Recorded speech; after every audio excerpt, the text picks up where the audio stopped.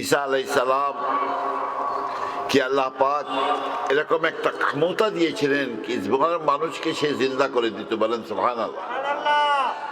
উনার জামানা যারা আলিম উলামা ছিল তারা বলল কি হযরত আপনি কে তো আল্লাহ পাক এই মুজিজা দিয়েছে কি বড় মানুষকে আপনি জিন্দা করে দেন, কিন্তু আজকে মারা গেছে, কালকে মারা গেছে, পরশুকে মারা গেছে, সব মানুষকে আপনি জিন্দা করেন।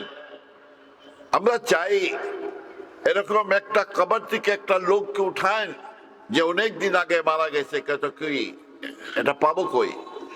ওরা তালাশ করতে করতে অনেক পুরানা কবর পাইছে। কি পাইছে? বলে এই লোককে আপনি উঠান।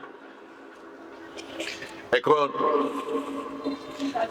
কবর কাছে যাইয়া উনি আল্লাহকে হামদ সানা বয়ান করছে, এরপর ইশারা দিছে কুম বিইজনিল্লাহ, আল্লাহকে হুকুম সে দাঁড়াও, আল্লাহকে হুকুম সে দাঁড়াও। কবর থেকে আস্তা আস্তা আস্তা ফাটা শুরু হয়েছে, একটা লোক দাঁড়াইছে। ওরা নাকি বলছিল কি হযরত নূহ আলাইহিস সালামের ছেলে হযরত সাম আলাইহিস সালামকে উঠাইয়া দেখায়। ওরা কবর যাইয়ে দেখাইছে, হযরত সাম আলাইহিস সালাম দাঁড়াইছেন, সালাম আলাইকুম সালাম। তারপর আল্লাহ রাব্বুল আলামিন কি হুকুম সে ঈসা আলাইহিস সালাম জিজ্ঞাসা করছেন আপনি যে মারা গেছেন। हुजूर सल्लल्लाहु अलैहि वसल्लम হ্যাঁ? हुजूर ने पूछा, हुजूर नहीं नहीं नहीं, हज़रत ईसा अलैहिस्सलाम, ঈসা আলাইহিস সালাম বলছেন কি আপনি যে মারা গেছেন আপনার কি মনে আছে? তো উনি বলল কি আমার তো এই মনে নাই কি কতদিন হয়েছে, কিন্তু আমার শরীর থেকে মালকাল মউত যে রূহগুলিকে বাহার করছে, কি করছে? রূহগুলিকে বাহার করছে। ওই রূহ বাহার করতে সময় আমি যে কষ্ট পেয়েছি আজকেও আমার মনে হইতেছে কি কালকে আমি মারা গিয়েছি।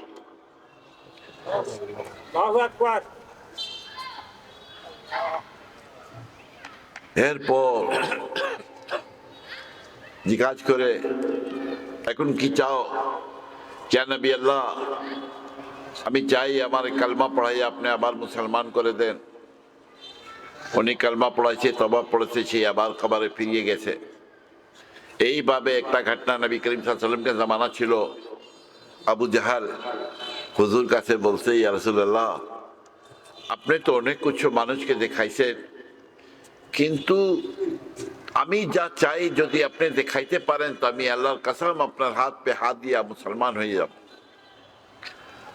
আবু জাহেলকে নিয়ে আবু নবী করিম সাল্লাল্লাহু আলাইহি ওয়াসাল্লাম অনেক চিন্তিত থাকতেন, অনেক শয়তান ছিল। বলে কি দেখতে চাও? কয় একটা পুরানা কবরস্থান আছে, সেই জায়গা আপনাকে নিয়ে যাব, সেই জায়গায় লোককে উঠাইয়া আমার দেখাইতে হবে। আল্লাহ কা রাসূল নিয়ে গেছে। কবর কাছে যাইয়া নবী করিম সাল্লাল্লাহু আলাইহি ওয়াসাল্লাম আল্লাহকে হামদ সানা পড়ে বলছেন কুম বিইজনিল্লাহ, আল্লাহকে হুকুম সে দাঁড়াও।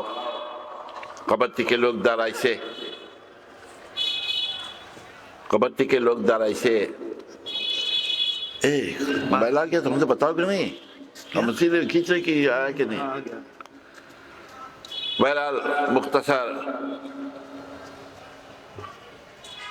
উনি বলছিল, আবু জাহেল বলছিল কি এরকম লোককে উঠান যে অনেক পুরানা আছে। তো ওই লোককে জিজ্ঞাসা করছে, তো কবর থেকে যে ব্যক্তি উঠছে বলছে কি আপনার আগে যে নবী ছিল হযরত ঈসা আলাইহিস সালাম, ওই জামানা আমি ছিলাম।